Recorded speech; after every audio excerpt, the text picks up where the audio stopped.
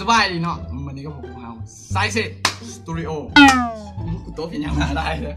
วันนี้ก็ชิมาลินเกมไพ่หยิบไพ่หัวนะเจออยู่บอกตัวประมาณปีก่อนนี่แหละตัวลินเกมแนวนี้ไพ่หยิบไพ่หัวแล้วมาปีนี้ก็ชิเพิ่มเติมเกินจะขันไพ่หัวจะเอามอนี่ท่าหนาของคนแพ้แล้วก็เอาไปยังอยู่แฟนซิมอท่านผู้ใดถือค่าร้ายสู้กับแพะตายการสิประมาณนั่นแหละสิเป็นยังไงกับไปเบิ่ง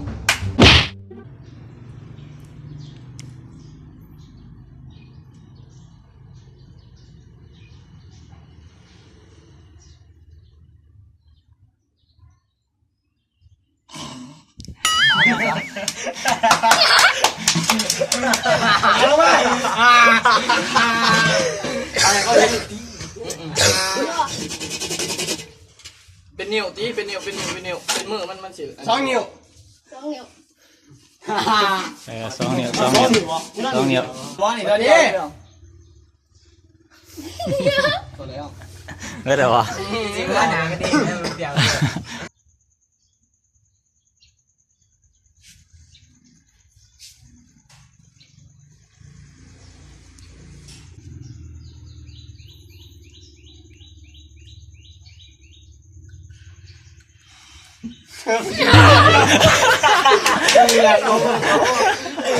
มันอยู่ว่าเป็นปีนี้มันอยู่ว่าอย่างเสียงดังจอบแม่ที่มีเห็ดน้ำนั่นโลกเลยทหารหัวเนี่ยวันนี้ห้ามเย็นแขววะเลยนะห้ามยิ้มมึงยิ้มกูว่าจะดูแม่ยิ้มได้ดีกว่ากูบอกตัวกูไม่ได้สิรูปไล่ได้สิได้สิข้ามยิ้ม1 22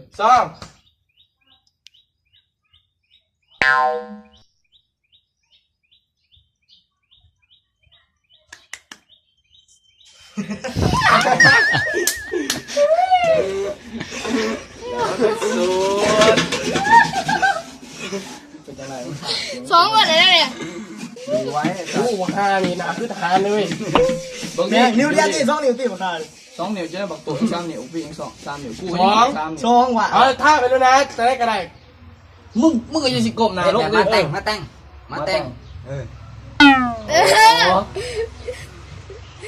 เบื่อมันออกมันก็ออกได้มึงอยากเขียบโจสลัดบอกราคามึงต้องเขียบคือแบบตาขาราคามึงไปเจอเลยกูต้องจะเป็นกูเป็นยัง1 2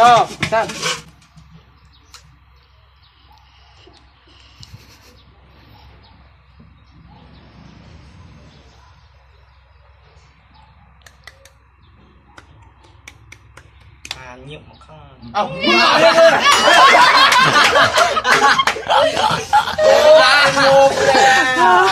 ยิ้มอร่อยจริงใช่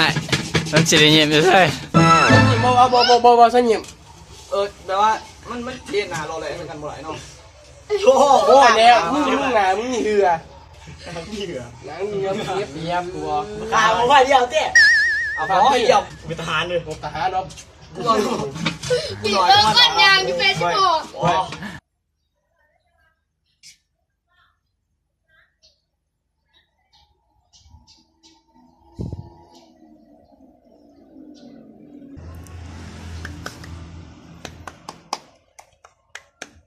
บ่ต้องมาเลยกูต่ออีกอ่ะเงียบ50บ่ต้องเนี่ยโอ้ยผลการมันย่อมครับพีทคูณ2เอาพอแล้วเว้ยเอาเข้ามากันพี่ซิดเนี่ยมานี่แม่มานี่โอ้ค่าดิโอ้คือบอกแม่มึงไปโจรสลัดยิงไงได้หมดเลยเด็ดหนวดให้มันแน่โอ้เรื่องหนวดมา1 2 3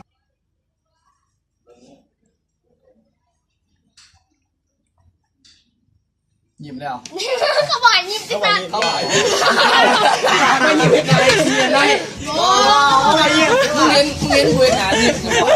ซึ่งตั้งแต่ไหนเสีย2 นิ้วเวียก2 นิ้ว2 นิ้วเดี๋ยวคนโลจูเมียคนโลโอ้2 นิ้วเก่งเลยพลาด มึงจงรับพร นิ้วเพียงนิ้วสองนิ้ว เอาเขาบอกเป็นยังกูเองมึงก็ชีเอ็ดอันนี้มองยับจะได้ผมมึงกับแพ้แต่ว่าเขาก็ต้องการ 1 2 อ้าว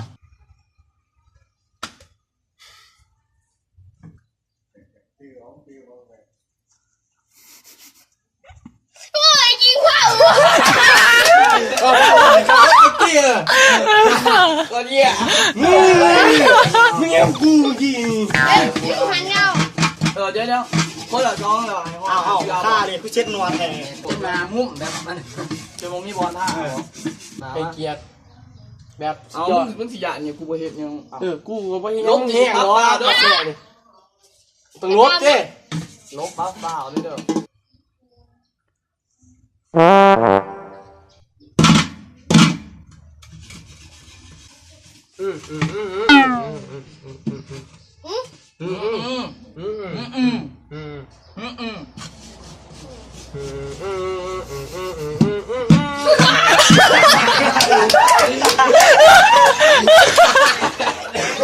สายออกมาออกมา กูพอมันท่าไปไหนกูก็เลยจัดซะ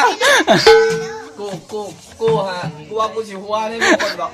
เสร็จแล้ว ให้แล้วก็ท่าไอ้เจ้ ใช่มาสุดท้าย แม่ชบเลย ก็งั้นอย่าลืมหาว่ามือแต่น่ะโมท่าชบหรออีโดนมึงกูท่ามึงน้อยเดียว น้อยเดียว เอายังกลัวกูจะไปไหนอย่าล่างไงเขามึงล่างกลัวกินหมอท่า หันหนาวนี่หันหนาวนี่แม็กหันหนาวนี่ก่อน นั่งอยู่นี่มึง ไปนั่งอยู่นี่ ลกให้เขาเบิ่ง มึงเห็ดใส่เขามึงอยากเห็ดใคร นั่งอยู่เนาะ นี่มึงเขียนแค่เดี๋ยวมึงเห็ดหนาใช่ไหมหนวด นั่งในจอหันนะ มันจะการวงก่อนนะ นั่งในจอหันนะบอนั่ง สร้างไปมึงเห็ดหนาใส่หนวด ให้มันนั่งในจอเอา3 2 1เอา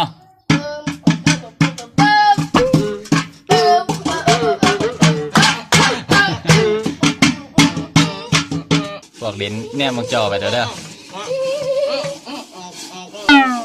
ฮะมายังกูบอกขอแจ้งบอกยัง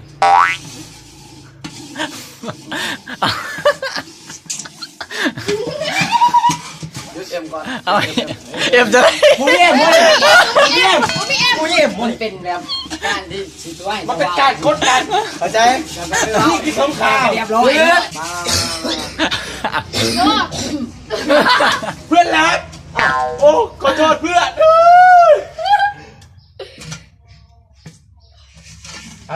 อ เอามาสุดท้าย เอาไปสุดท้ายแล้ว เอา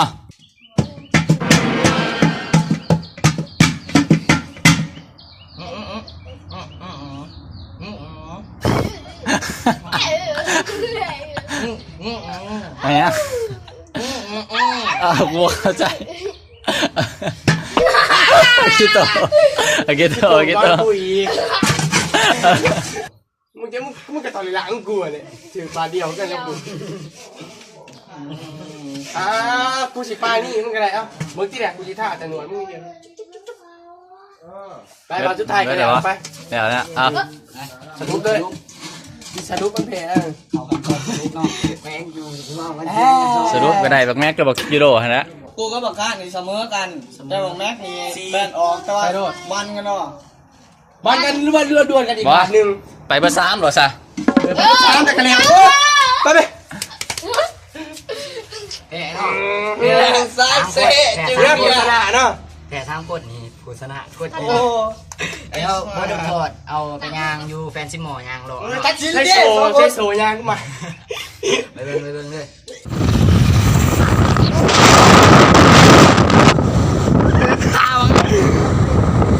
สนใจเว้ยหน้ากูเป็นแผล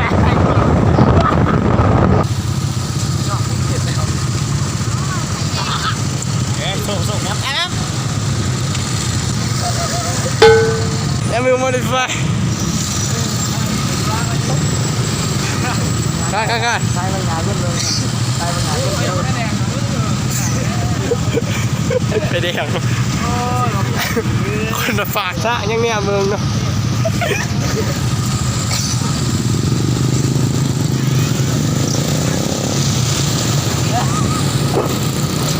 เอาไปฝากที่ คนยังปุ่นเท่าไรตายเท่าไร ไปเรื่องไหม มาซ้อมเป็น ได้ไหม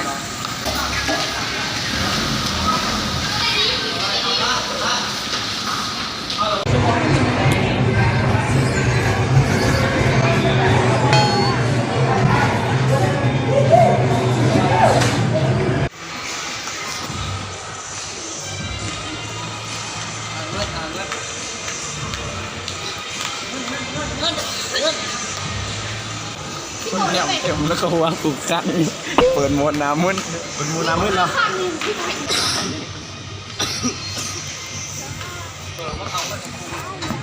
งานไปดิ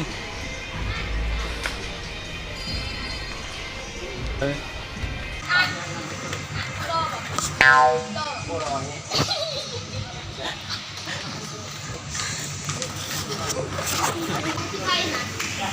าเอื่อยคนเดียวลาเลยน่ะไอ้ชิน่าแล้วใครเล่าวะบอกว่ามึงหันดีไปมึงบ่มีหลาย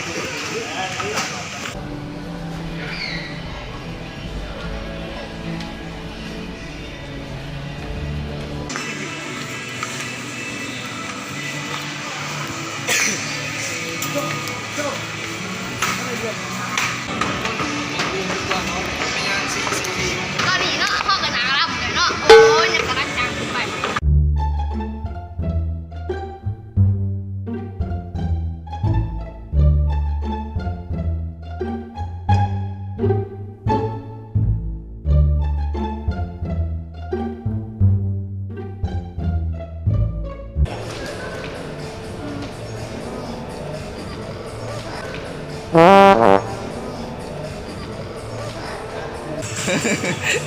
ก็คือเผาก่อนเปล่าไปอ่ะได้เลยได้ด้วยมารอผมเลยรอยังไงตีรอแล้วผมก็ละมาอ่านดูดิโอ